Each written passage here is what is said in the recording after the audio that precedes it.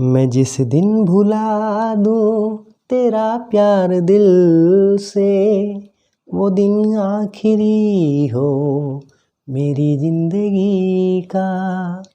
ये आँखें उसी रात हो जाए अंधी, जो देखे सिवा तेरे सपना किसी का। मैं जिस दिन भुला दूँ तेरा प्यार दिल से, वो दिन आखिरी हो मेरी जिंदगी का। जय हिंद दोस्तों, मैं नितेश कुमार आप सभी का स्वागत करते हैं ज्ञान मशीन क्लासेस पर। दोस्तों, आज इतिहास के अगले पड़ाव में हम लोग पहुंच चुके हैं और आज बात करेंगे कण्व वंश के बारे में एवं कुछ बातें करेंगे सातवाहन वंश के बारे में।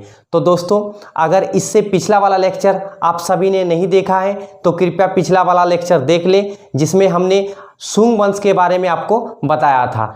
अगर वो पिछला लेक्चर आप देख लेते हैं तो ये लेक्चर आपको आसानी से समझ में आएगा। तो दोस्तों, आप देख सकते हैं पिछला लेक्चर। तो चलिए ज़्यादा बातें ना करते हुए हम सीधा क्लास में आते हैं। दोस्तों, कण्व वंश जिसका कार्यकाल 75 ईसा पूर्व से लेकर 30 ईसा पूर्व तक चला था। दोस्तों, कितना चला था? 75 ईसा पूर्व से लेकर 30 ईसा पूर्व। और इनके जो संस्थापक थे दोस्तों, उनका नाम था वसुदेव कण्व। कौन थे दोस्तों संस्थापक? वसुदेव कण्व। एग्जाम में पूछा जाता है दोस्तों, याद रखिएगा। कण्व वंश के जो संस्थापक थे उनका नाम है वसुदेव कण्व। दोस्तों, कण्व वंश में कुल 4 शासक हुए। कितने शासक हुए दोस्तों? 4 शासक हुए। अच्छा, ये भी याद रखिएगा दोस्तों कि कण्व वंश के जो शासक थे, इनका संबंध सीधा सीधा ब्राह्मण कुल से था। यानी ये किस जाति के थे दोस्तों? ब्राह्मण जाति के थे। और इनके महत्वपूर्ण मतलब बोल सकते हैं आप, कुल 4 शासक हुए थे। दोस्तों, पहला शासक जिनका नाम है वसुदेव, जो संस्थापक भी है कण्व वंश का, एवं उनके उत्तराधिकारी भूमिमित्र। कौन थे दोस्तों?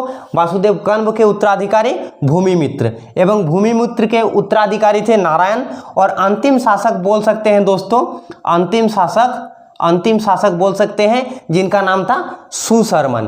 तो दोस्तों, कण्व वंश के बारे में ज़्यादा कुछ डिटेल्स दिया नहीं गया है। जितना हमको मिला है, जितना हम पढ़े हैं, आप सभी को बता दिए एग्जाम पॉइंट ऑफ व्यू से दोस्तों।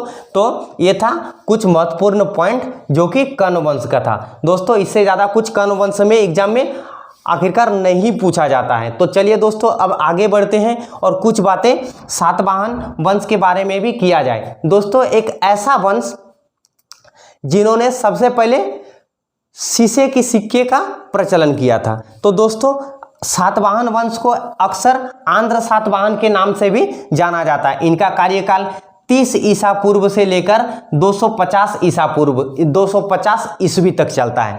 दोस्तों, याद रखिएगा, ईसा पूर्व अलग बात है और ईस्वी अलग बात है। तो दोस्तों, 250 ईस्वी तक इनका कार्यकाल चलता है। और इनके जो संस्थापक थे दोस्तों, सिमुक कहा जाता है। सिमुक जो थे सातवाहन वंश के संस्थापक, उन्होंने जो कण्व वंश के जो अंतिम शासक थे सुशर्मन, तो सुशर्मन की हत्या करने के पश्चात कौन सा वंश का मतलब राज चलता है दोस्तों? कौन सा वंश का नींव रखा जाता है? सातवाहन वंश का।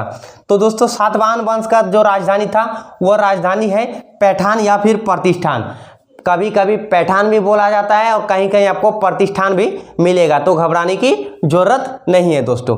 इनका जो क्षेत्र था, शासन क्षेत्र, ये महाराष्ट्र से लेकर कर्नाटक एवं आंध्र प्रदेश तक फैला हुआ था। दोस्तों, कहाँ कहाँ था? ये महाराष्ट्र, आंध्र प्रदेश और कर्नाटक के कुछ इलाकों में फैला हुआ था। दोस्तों, पुराण में आंध्र सातवाहन को आंध्र वृत्त कहा गया।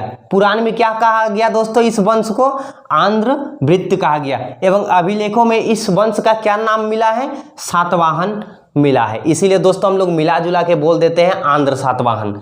तो चलिए, इनका जो भाषा था दोस्तों, मतलब शासकीय भाषा, जिसमें मतलब पूरी शासन की राजकाज को मतलब लिखा जाता था, पढ़ा जाता था, वो भाषा था प्रकृति एवं ब्राह्मी। कौन कौन 2 भाषाएं थी दोस्तों? प्रकृति और ब्राह्मी। याद रखिएगा दोस्तों, एग्जाम में पूछा जाता है कि सातवाहन की जो राजकीय भाषा था वो कौन सा था? तो प्रकृति और ब्राह्मी भाषा था इनका राजकीय भाषा। दोस्तों, सर्वप्रथम शीशे की सिक्का जारी करने वाला यही साम्राज्य था। कौन सा? सातवाहन साम्राज्य। दोस्तों कुछ महत्वपूर्ण अभिलेख देख लेते हैं। रानी नागनिका का नानाघाट अभिलेख, इसमें भी हम लोग को आंध्र सातवाहन के बारे में जानकारी मिलती है। एवं गौतमी वलश्री का नासिक गुहालेख। दोस्तों गुहालेख शब्दावली को सुन के दिमाग में जोर मत डालिएगा। ये गुहालेख जो गुफा में लिखा गया मतलब शिलालेख हो या अभिलेख हो उसे ही गुहालेख कहा जाता है। वशिष्ठ पुत्र पुलुमामी का कार्ले गुहालेख, इसमें भी हम लोग को आंध्र सातवाहन के बारे में जानकारी मिलता है। दोस्तों अच्छा ये शब्दावली सुन के आपको अजीब नहीं लग रहा है कि कैसे औरत का नाम से हर एक अभिलेख को दर्शाया गया है? तो दोस्तों याद रखिएगा ये पूरी भारत में एक ऐसा साम्राज्य था जहां मातृसत्तात्मक था, सिर्फ नाम में दोस्तों, अपनी जमीन जायदाद में नहीं। जमीन जायदाद में पितृसत्तात्मक था लेकिन नाम में इनका मातृसत्तात्मक था। मतलब हर जितने भी शासक हुए बड़े बड़े इस मतलब वंश में, उनका नाम उनकी माँ के नाम से शुरू होता है दोस्तों, और उनका नाम जोड़ा जाता है। इतना मतलब ये बलशाली साम्राज्य था दोस्तों। कहा जाता है कि इनके घोड़ों ने 7 समंदर का पानी पिया था। मतलब इनका क्षेत्र विस्तार बहुत ही ज़्यादा था। तो दोस्तों कल के लेक्चर में हम लोग देखने वाले हैं सातवाहन वंश के कुछ महत्वपूर्ण शासक के बारे में। तो चलिए दोस्तों आज वीडियो को यहीं रोक देते हैं ताकि वीडियो बड़ा ना हो जाए और हम लोग कल के वीडियो में अगला पार्ट इसका देखेंगे। तो दोस्तों अच्छा लगा तो लाइक कीजिएगा, सब्सक्राइब कीजिएगा और दोस्तों के साथ शेयर कीजिएगा। Bye, good night, take care.